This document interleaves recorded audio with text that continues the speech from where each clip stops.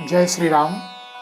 आत्मीय बंधु भगिनी, इस प्रकरण में मैंने सप्त चिरंजीवियों के बारे में कुछ विचार व्यक्त किए हैं।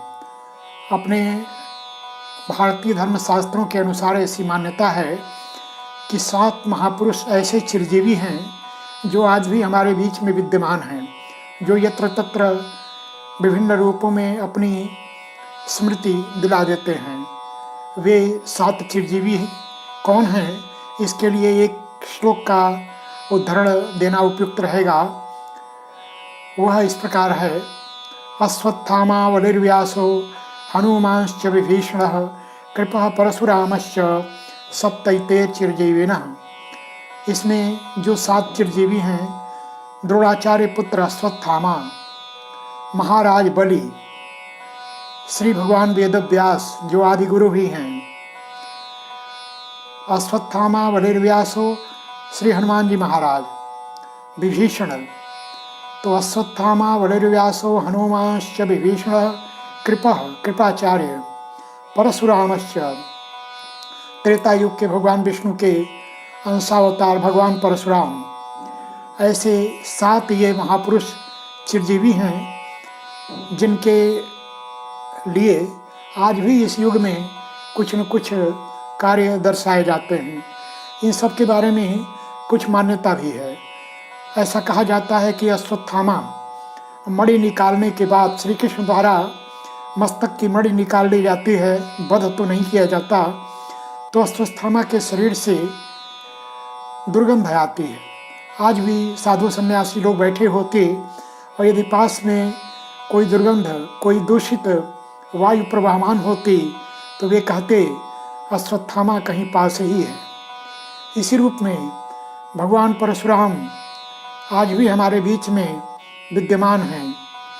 श्री हनुमान जी महाराज को तो स्वयं भगवान श्री राम ने यह अनुमति देकर कि आप आगे युग युगांतर तक जनमानस का रक्षण करेंगे, ऐसी मान्यता है कि साकेत के गुप्तार घाट पर जब प्रभु राम जल समाधि लेने के लिए प्रस्तुत हुए थे तो आंखों में अश्रुधारा प्रवाहित किए।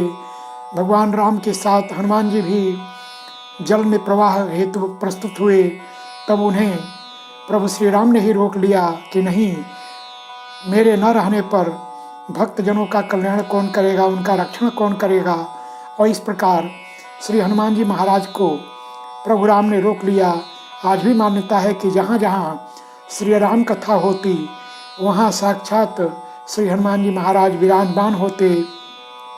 ऐसे अनेक व्यासपीठ हैं कि वे कथा कहने के पहले श्री हनुमान जी महाराज को विधिवत आवाहन कर आसन देते, उन्हें विराजमान करते और तब आगे की कथा वे कहते। तो इस रूप में ये 7 चिरंजीवी अपने अपने समय में कुछ महान कृत्य किए। वे इस कृत्य के आधार पर अमर हुए। यद्यपि ब्रह्मा के विधान में अमरत्व तो कोई घटना नहीं है। अनेक राक्षस, अनेक साधक जन्म जन्मांतर तक तपस्या कर अमर होने का वरदान मांगे, लेकिन उन्हें यह अमरत्व प्रदान नहीं किया जा सका। उन्हें अमरत्व के बदले कोई न कोई और वर मांगना पड़ा। लेकिन प्रकृति का विधान, इन 7 चिरंजीवियों को अमरत्व प्रदान किया गया।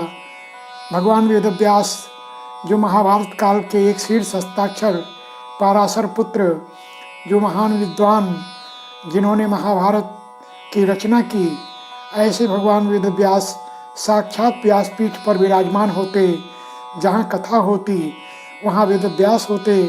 ऐसी मान्यता है कि यह जो गुरु का आसन है, गुरु का पीठ है, वह वेदव्यास का पीठ है।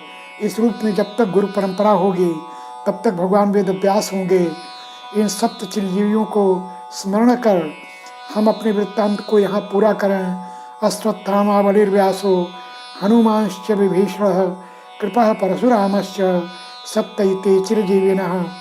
इन 7 चिरंजीवियों की परंपरा में अनेक अमर चिरंजीवी जुड़े होंगे, लेकिन शास्त्रोक्त इन 7 चिरंजीवियों को हम नमन करते हैं।